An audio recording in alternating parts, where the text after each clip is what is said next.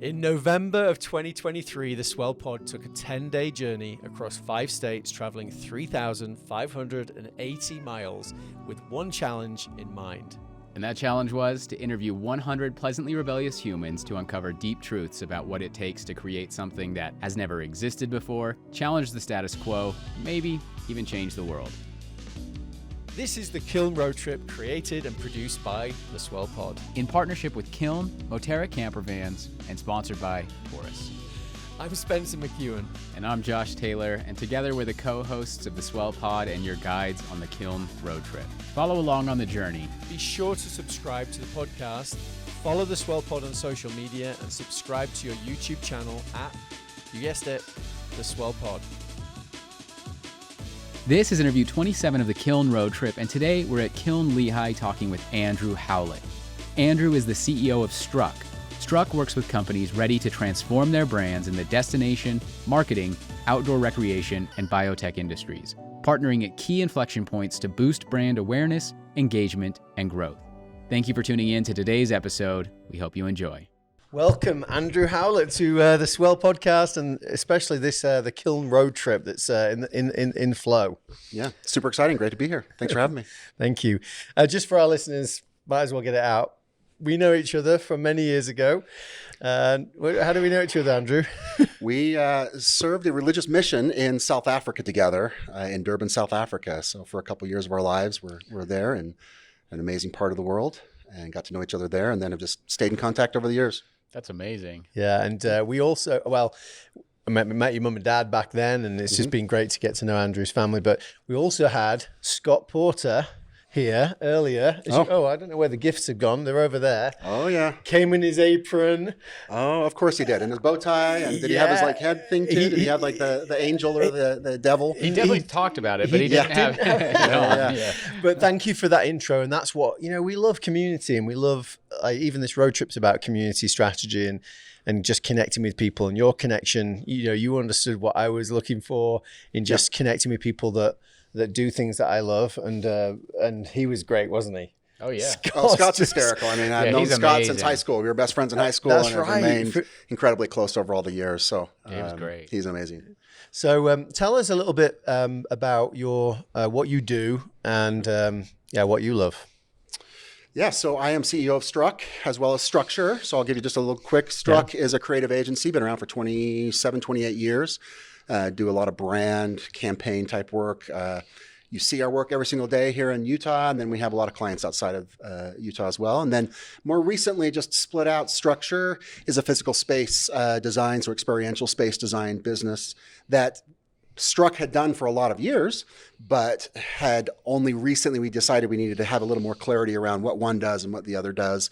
So for example, we do like office design for some people. So we're not interior designers, we're not architects, but we're sort of experienced designers. Nickelodeon Animation Studio is an example. They were struggling with retention and recruiting.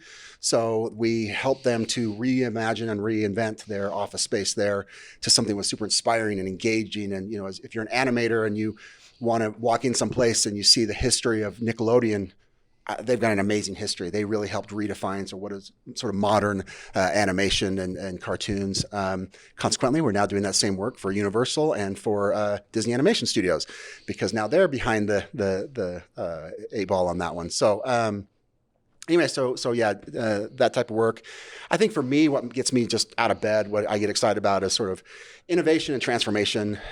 Looking at times, most of our clients are coming to us at a inflection point where they're needing to figure out something new or do something differently, or business has gone well and they're just needing to now reimagine what their next phase is going to look like. And so that's the type of work that gets me excited. My previous agency that I sold in 2018 was very much a tech and innovation focused business. I love that. I love brainstorming around that type of thing. And so then moving into the creative side, I can see how innovation and transformation can come through the creative expression as well, whether that be physical space or a brand or that type of work. That's great. It's there's a lot to open up there, and so we're excited to get involved. And so going back just to your childhood or your influences that have had on you, just tell us a little bit about who you are and your family or whatever. Yeah, I'm actually a Vegas kid. I grew up in Vegas. And my parents were both school teachers. And so I think, there was always an emphasis on education. Yeah. Of course, having two parents that were elementary school educators no is what they were. choice, Right. But I would say one of the more influential pieces to me was my father was in construction before he got into school teaching. Yeah. And so we built the home my parents lived in for most of the time in Las Vegas. We built my sister's homes that they lived in for a lot of years, my brother's home. We did a lot of odd jobs just because, school teaching, I don't know if you know, but it really pays super well. So, you have to, so we had to find other ways to sort of make ends meet. And so I was my dad's right-hand man, right-hand boy, I should say, for a lot of those years. Yeah. And so I was working with my dad since I was 11 years old, almost every single day during the summers, and then weekends oftentimes too, and all types of different work, which was fascinating. But what he taught me, and I think this is something that I've really, especially as I've gotten older and recognized more and more the approach that I take to business, is he didn't want to instruct me and say, okay, go get this and bring it back. He'd do that the first time. But the second time he would say, you know what I need next? Go get it. Be ready for me. Yeah. And from a business perspective, we know how valuable that is, not just to be thinking that way from sort of high-level business strategy, business direction, but also from our teams. You want them to be thinking, not just waiting to be told, but to be thinking, what's next? What is it? Be ready. And he would always say, be ready for me. You know what's next. You've done this enough times. Be ready for me. And at the time, of course, as a kid, I'm like, Dad, whatever. But now, I look back on that, and those were really sort of foundational to me in terms of the way that I approach almost anything. Is I'm always kind of thinking about what's next, and not in an overlooking way, but in a what's next, so that it impacts the decisions I'm making right now, because I know that these next pieces are going to be coming. And so, from a business strategy perspective, I certainly look at it that way and take that approach. Yeah, that makes total sense. That's a really great memory, though, isn't it? As well, just to be able to take that, pass it along, and your son will, of course, learn new lessons. Maybe the same one, but as well as others. Yeah. Just remind me as well. But like, you used to work at American Express, but how did you get to creative stuff at Rain or before Rain, and then we'll talk more about what you're doing right now within the experience transformation space. So, I really wanted to do finance. That's what I thought I wanted to do. I liked math. I liked money. and I thought finance was super interesting. So that's what I studied. My first job was with American Express Equipment Finance. So helping people buy x-ray machines or, whatever it was that they needed. I then went to work for our largest client, which was a big telecom equipment company. They sold big switches. And the problem was, I started to realize I didn't really like it that much. I wasn't excited about it. It wasn't something that was getting me out of bed. Yeah. And so very long story short, early .com days, I'm a type person, but the way that I learn is oftentimes just throw me in the deep end and let me learn how to swim. And I just thought, I just need to figure this thing out because this is going to be a thing. So I started an online e-commerce business selling, of all things, janitorial equipment and supplies. And it actually did fairly well. I then ended up needing to okay, I did all that myself. I need actually somebody who knows what they're doing. So I hired some people. And next thing you know, I had people saying, hey, can I hire those people? Can I hire them?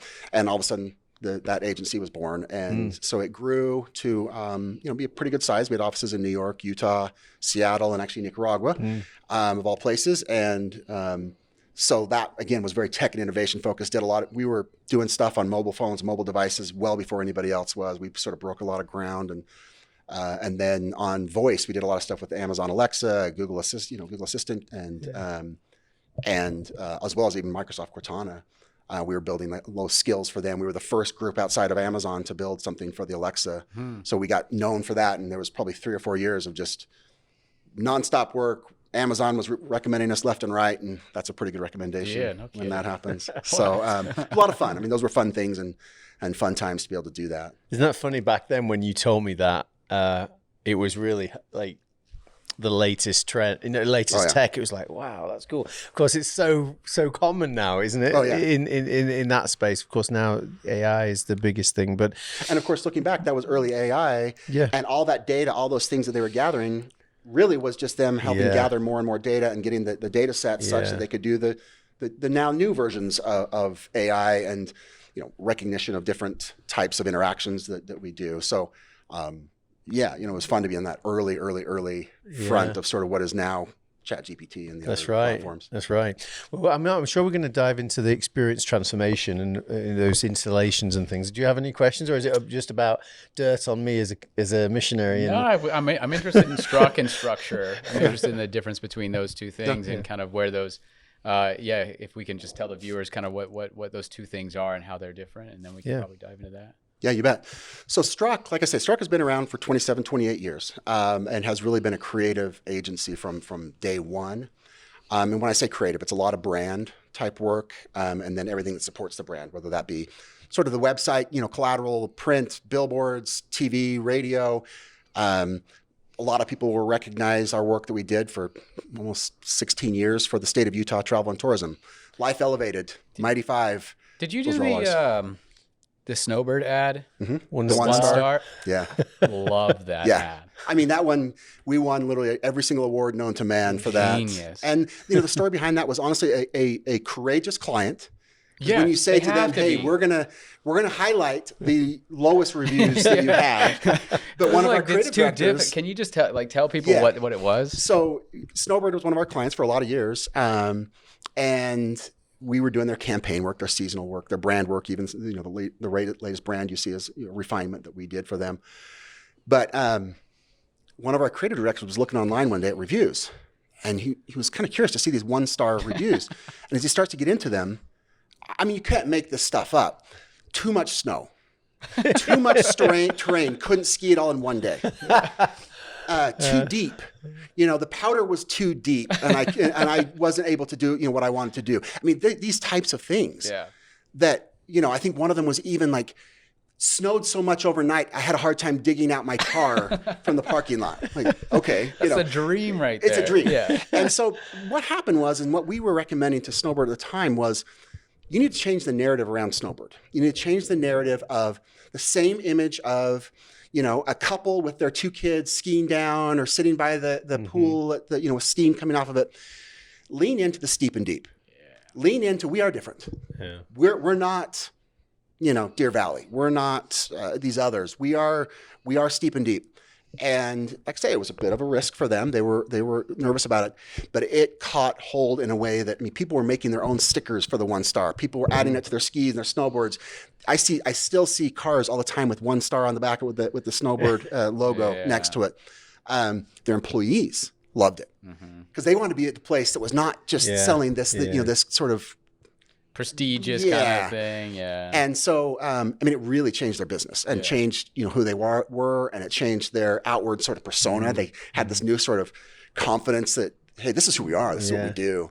So that was a really fun one. It really just came from, again, a really good creative director looking at it and trying to find a different way to tell the story. Yeah. And then a client that said yes, which doesn't, again, always happen. Isn't that amazing how that one thing can change?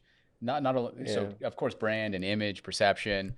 Literally probably built a movement around that, but culture as well with the employees. That's fantastic. The employees love. They have their 1-star T-shirts. They have their 1-star jackets. Some of them make them themselves. It's just they love that. Well, and it's sitting there the whole time. Like the benefits were there.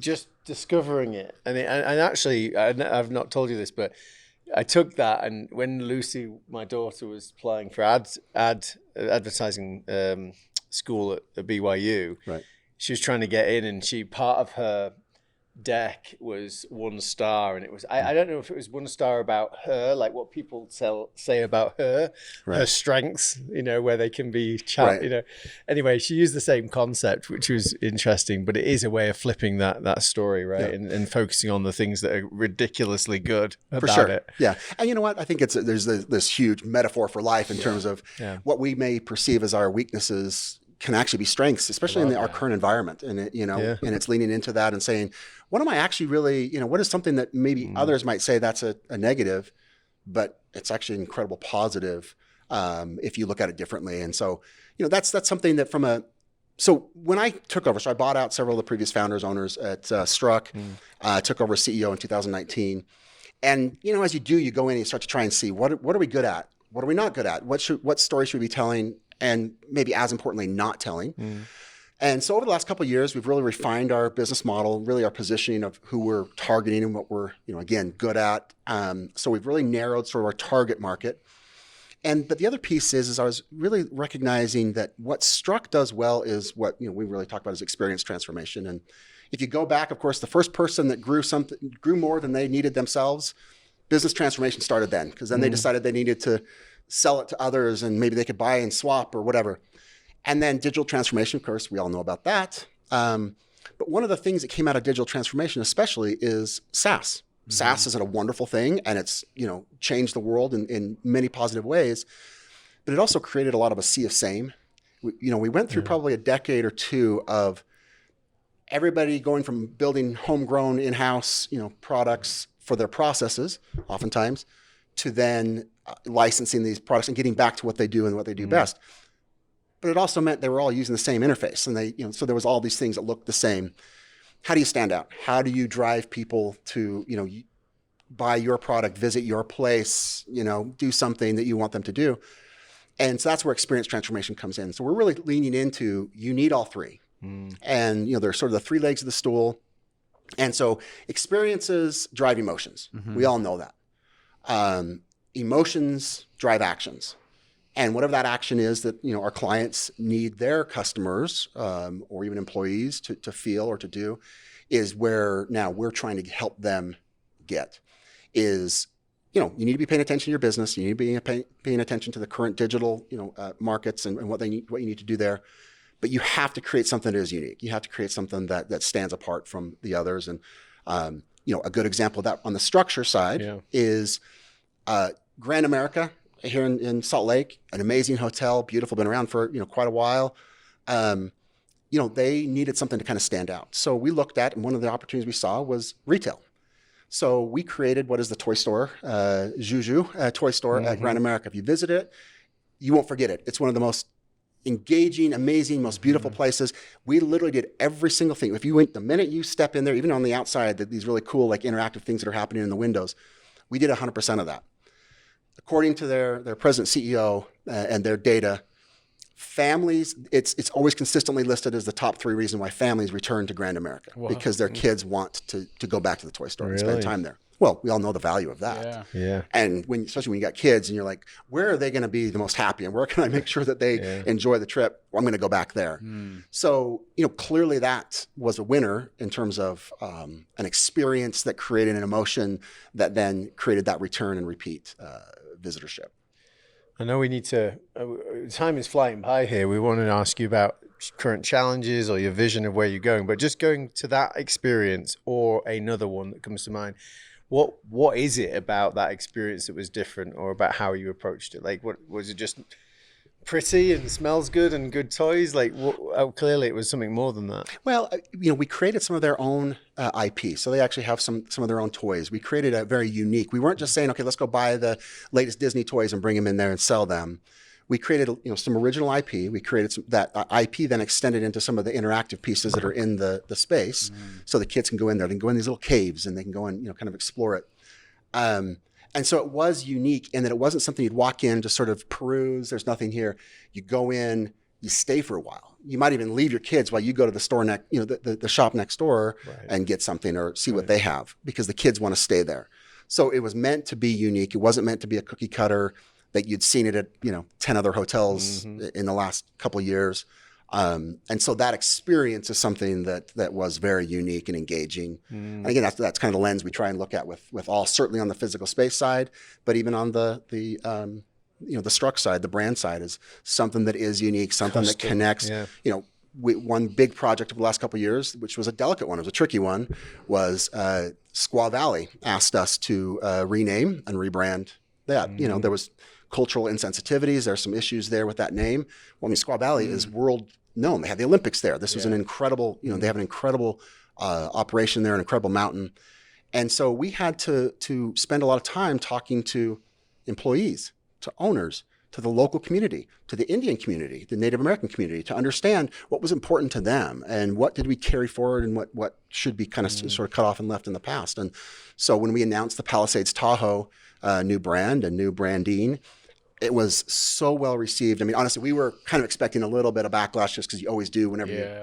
And it actually, everybody was so pleased and so engaged with that, and just really happy with everything. And then the imagery tied back to some of the things, but also kind of look to the future.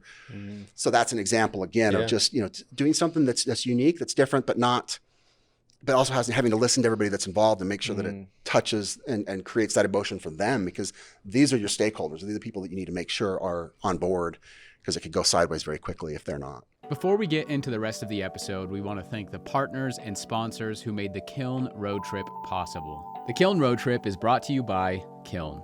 Kiln is a boutique co-working and flex office community with 13 locations in 6 states across the West, dedicated to providing innovative workspaces that empower your team to thrive. Whether you're a solo visionary or an enterprise-level team of up to 100, Kiln transcends being merely a place to work. It's a hub for learning and connecting with like-minded professionals that will make you and your team love where you work. And if you haven't stepped foot inside a kiln yet, you really need to. On this road trip, we visited every single location, and trust us when we say once you see these beautifully designed spaces, meet the talented team, and connect with fellow members, you won't want to work anywhere else. Locations include Utah, Colorado, Idaho, Oregon, California, and Arizona. And they're growing too, with multiple locations set to open in 2024. Yeah, so be sure to check out the kiln locations nearest you by booking a tour at kiln.com and answer Swell in the question, how did you hear about us? Once you complete the tour, you'll be entered into a competition where you could win a 1-year membership, their club membership at Kiln. Yep, you heard that. That's kiln.com, book a tour, and be sure to mention Swell in the question, how did you hear about us? The Kiln Road Trip is also brought to you by Moterra Campervans, a luxury campervan rental company for iconic road trips. Their top-of-the-line vans are available at 7 locations located near America's best outdoor adventure destinations. They have consistently earned the highest customer ratings in the industry, making Moterra Campervans your gateway to adventure without sacrificing on comfort or service. That's true, and initially we wanted to take this journey in a 1960s VW bus, but thankfully we found Moterra instead. With 3 van options, we took the Pop Top Classic, which sleeps 4 and is best for those who want to maximize floor space and storage. This was critical for us because it needed to sleep the entire crew, we needed space to edit, and we were traveling with large amounts of equipment, luggage, and other goodies that we picked up along the way. And this van took us through all 3,580 miles of the trip. Super comfortable and sweet to drive. And actually, Moterra offers fully planned itineraries if you'd rather leave the planning to someone else. Visit gomoterra.com/swell. That's gomoterra.com/swell. This episode is also brought to you by Taurus. Taurus is leading the charge in home energy storage. Taurus makes it easy to achieve energy independence and a greener tomorrow. The Taurus station provides everything you need to generate clean power, efficiently store electricity, and easily manage your energy use. And installing a Taurus station offers plenty of benefits, including save money on your electricity bill, also ensure energy security with backup power during outages, reduce carbon emissions with renewables. You can also automate EV charging and HVAC systems with 100% renewables, and enjoy unrivaled system monitoring and support. If you like the sound of those benefits, get a quote to build your Taurus station in less than 30 seconds. Super easy at taurus.co. That's TORUS.co. Now, let's get back to the episode. This was amazing. We're over time. I know. I don't want to end it, though, because we do have a lot of questions. Yeah. But I do think, so one of the questions that we ask everybody that comes in here that we'd love to get your perspective on is, what does it take to take an idea and create a movement? I think you've illustrated, a couple examples that clearly have done that. And I'd love to hear your thoughts on that. Great question. I believe that it really does start with the brand. And of course, the brand, a lot of people think, is a logo. Mm-hmm. A brand is every interaction that a customer, client, whoever has with your company, which is physical, be there in person. It could be, your bank teller. It's the digital, so it's online, it's social, it's that. And then it's also interpersonal. So, your physical, and that can be your product that you hold. And, it's that, again, online, but it's also then, how is the customer service working? That's where Scott Porter is great. He really talks a lot about that customer service layer. That's the brand. So making sure that you can tell a really good story around that you have again, stories are the lifeblood of emotion, have been for thousands of years. That's how we relay what's happened. And what we're doing can be told in a story and in a way that creates an emotion. So I think it comes down to storytelling, making sure that you can understand what is at the core that your customer, your employees, what do they need to hear? What's important to them? And then you craft a message around that touches their sort of heart, soul, mind, whatever it is, and then gets you to that point. Yeah, that's incredible. I love that answer. Do you have anything else? Yeah, I mean, it's just the fact that a lot of these, it goes back to what you said right at the beginning, I think, knowing the positives, the crazy positives of that ski resort, right? And you probably don't want any old client, right? Yeah. You want a certain type of client. I think what type of client is it that is it someone that is thinking big and bold? For sure, big and bold. I also think that we need people who are, again, at a point where they recognize that they need something, and they'll also allow us to lead in that process. We are experts at what we do. So if you hire us, but then you just tell us what to do the whole time, well, how are you actually, I can give you 1 million production partners that'll just do exactly what they're told for way less money. But what good is that? That's sort of the difference between going to WebMD for a diagnosis or going to a specialist that knows that space. Yeah, you can go to WebMD, and that's great. And sometimes it's very helpful, and that can maybe even solve your problem. And so we have clients that have come to us, and potential clients, and after sort of diving in and trying to understand what they really need, we've said, we're not the right fit. You actually don't need us. You need something like, so pass them on. So it's people that are ready for us to lead in the engagement, lead in helping them to explore what they need, what they actually need, and then deliver at a level. Of course, they're still the client and they still pay the bills. But that's probably the biggest thing, is just making sure that it's a fit from that perspective. Yeah. Because if they don't let us lead, honestly, we've had so many bad experiences, and every agency will say the same thing of, when you get brought in and they just won't let you do what we're good at. Yeah. Then you're not really getting the value out of us. Well, thank you so much. Andrew shared some good Andrew. advice when we got together last time that I've used three or four times, which was, what value do you want to get from this, to the client? And well, if it's $1 million, they want to get a value or whatever it might be. It might not be monetary, might be a feeling or whatever. Right. But ultimately, well, then the budget needs to match. Yeah. Way too many times you have clients that come and say, if I make this change, I'm quite confident I can get a $10 million, additional revenue, which is $2 million in net income or whatever. And we have a $10,000 budget. You're like, well, then you don't truly believe that, right? You don't truly believe that that's your upside. Yeah. So, you need to match the budget to what the expectation is. And, would you spend $1 million to, be all but guaranteed if they're that confident that you're going to get an extra $2 million in, net income every single year? Of course you would. That makes sense. And when you kind of flip it that way on clients, they get it. And that's the thing, is most clients are they take their minute to say, whoa, wait a minute. But when you ask sort of like, what's it worth to you? And they can finally get to that answer, it helps them to, I think, reframe where they're coming at. And sometimes you just don't have money. I mean, look, sometimes budgets are just not there, and that's totally understandable and happens to all of us. But expectations. When you try we try and align our response to them around value. And what value are we going to create? And what value are you hoping to have created? And then let's match the effort to that value. Yeah, that's great stuff. Thank you so much, Andrew. For Thank being you. on the podcast. Time has flown. We need it longer next time, but we appreciate you being one of the 100. Yeah. It wouldn't be the same without you. That's great. Well, good luck on the road trip and safe travels and all of that. And thank you. Look forward to seeing it when it comes out. Appreciate it. Thank you so much. Yeah, thanks. Thanks for tuning in to today's episode of the Kiln Road Trip. Be sure to follow along on the rest of the journey, and you can do that in 2 ways. 1, subscribe to the podcast, whether you're listening on Apple, Spotify, or maybe even watching on YouTube, and follow along on all of our social media platforms, whether you're on LinkedIn, Instagram, Facebook, Twitter, or TikTok, @the Swell Pod. Thanks again, and we'll see you in the next episode.